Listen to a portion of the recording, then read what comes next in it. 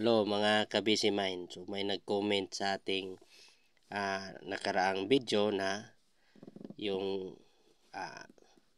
pag-splice ng solid at saka stranded na wire ay kayang gawin ng bata kahit 5 taon.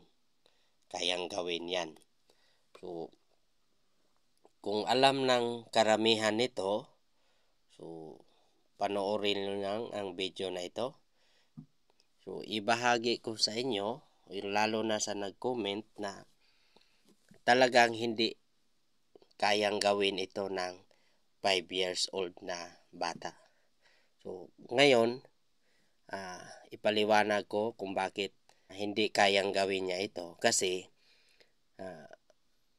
ang pagkakaalam ng karamihan nito ay ganito lang ang pag-splice ng wire. Yan. Pero may technique diyan para matibay ang pag-splice ng wire. Magkasama yung solid at saka stranded. So ganito ang gawin. Yung stranded, iikot mo lang yan sa solid na wire. Yan. Yan. Tapos sa dulo, ilock natin yung solid wire diyan. Yan. Para matibay. So yung solid wire na nito ay hindi puwersado. Nakaikot lang yung stranded. Kaya matibay yung pagkadugtong niyan. Hindi niyan mag-lose contact.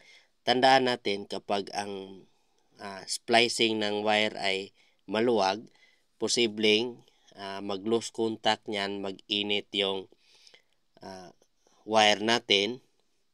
Ayun ang dahilan na mag-spark. So kapag nag-join tayo ng wire, kailangang mahigpit talaga para walang lost connection. Yan ang importante sa pag-splice ng wire.